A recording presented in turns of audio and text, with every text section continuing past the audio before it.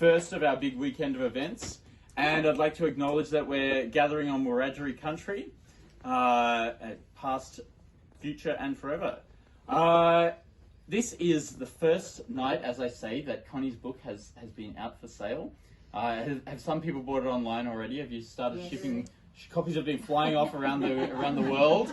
So this is the first time you've been able to buy a copy of Mudgee and get it signed. Yes, we've got it. So we're very happy to have Connie here tonight and to welcome you all to celebrate this new book. I started to write this book during the COVID lockdown. And I couldn't go anywhere, I couldn't do anything, and I thought, what can I do that's a bit productive?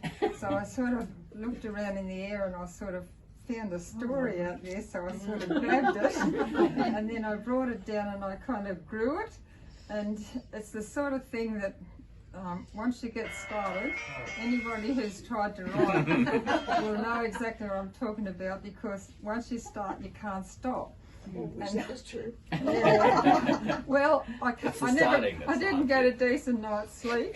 I'd start to turn the light out and close my eyes and I'd think, oh, that character could say such and such a thing, or maybe this could happen, or maybe that could happen. And so I'd jump out of bed and start writing it on a paper or something.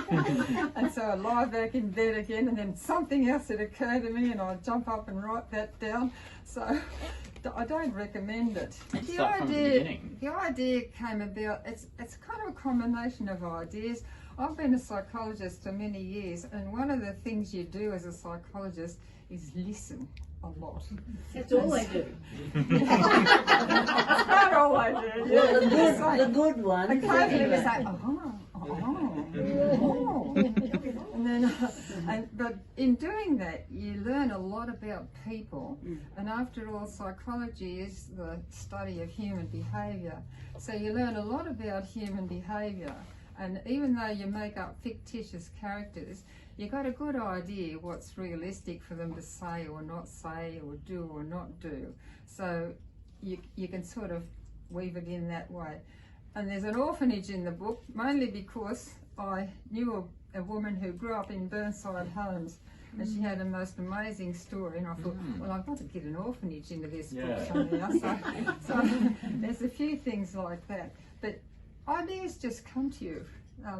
What was the original question? Well, it wasn't really a germ, it was kind of an amalgamation of a lot of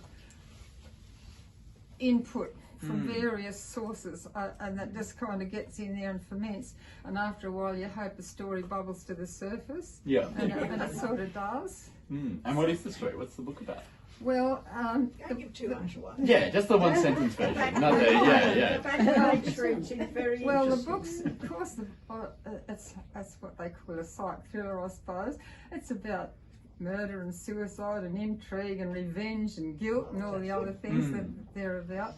But and it's not the great Australian novel. I'm not Colleen McCulloch, but I promise you'll get a kick out of reading it anyway.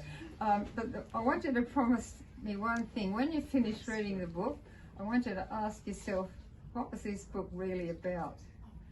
So that's not what I'm not going to tell you. Yeah, okay. Because it's not what it appears to be about on the surface. So let's hope you all see that. Or I failed in my mission. And can we send in our guesses? Yeah, that's right. There's a form on the back. You just cut it out. Surprise if we get it right.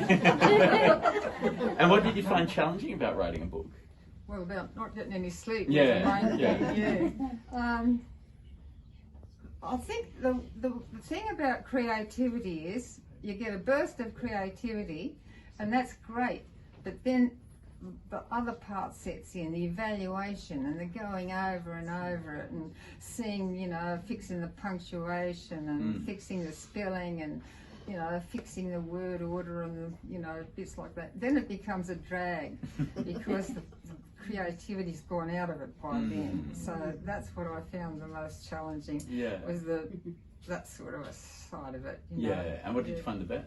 The best side of it was getting feedback from editors and from people who read bits of it, who said, yes, we're liking the look of this, and getting and the best thing was getting a couple of reviews on Amazon, I must say. Yeah. That was a real turn on for me. Yeah. Because, you know, it takes I think you've got to have spent $50 before you can even put a review on Amazon anyway. So that was nice. And I didn't like to ask relatives or friends to do it, so it's nice to hear it from total strangers. Yeah. And being a painter as well, Connie, do you feel like it's the same process or the same energy going into it, or do you find them very different? Well, certainly a lot more energy went into writing, because I found painting pretty easy. You just sort of dash it off. Yeah, that's all it is. Well, Mike doesn't dash it off. He puts a lot of work into it, but I'm afraid I was a bit of a dasher off. And I'm afraid my writing is a bit like that too. It's a bit of seat of the pants job. I'm not one of these ones that does a nice big outline and with all the, you know, the plan of action and what's going to happen in this chapter and that chapter and that chapter. I found that a bit of a drag, so I know I'm called a seat of the pants writer, and I'm like that with art too. Yeah. So did you know where it was headed when you started the book? No. Yeah, right. This is the beauty of writing a novel. You're never quite sure how it's going to end. Connie's been convinced to read a section of the book for us today. What are you going to start from the beginning, or are you going to give us I thought I'd do is read you the prologue, because that kind of sets the scene. I found out how to do prologues by reading Dan Brown. I don't know. So this is set in Vatican City. And I don't know whether it'll be anything like as good as a Dan Brown one. But this is the prologue anyway. I probably should say that the story is the main characters in the story, Laura, who is the main protagonist, and then two daughters, Bannon and Mallory. And so it starts off with Laura, and it's 1961.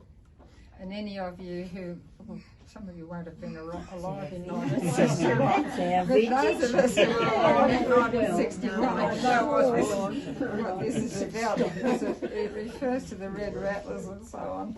Anyhow, it's Laura talking. God, what have I done? Laura repeated the words over and over under her breath, while the steel wheels thumped and crashed on the track, and the carriage rocked from side to side as it sped through the night. The old red rattlers seemed to rattle even more loudly on these late night runs, when there were no passengers' voices to detract from the noise. She hunched her body into a corner seat at the end of the compartment with the wooden panel at her back. Remember those wooden panels? She stared fixedly at the crude stitching that some railway worker had applied in an attempt to repair the slashed finals on the opposite seat. The carriage smelled vaguely of unwashed bodies and stale aftershave. The spicy sausage she'd eaten for dinner sat like a partially digested clod in her stomach, and she could feel the presence of garlic on her breath. The carriage was empty, except for a young couple at the far end, embracing, kissing, groping frantically as though they were about to disrobe at any moment and have sex right there on the seat, and a middle-aged man sitting in one of the side seats reading a newspaper. Laura felt sure that what she had done would be written all over her face like a neon sign for all to see. Yet the other passengers remained completely oblivious to her presence. As the train screeched to a halt at one of the ill-lit, deserted stations, the couple got out and was replaced by two shift workers, still dressed in their work clothes. All they wanted to do was lean back and close their eyes.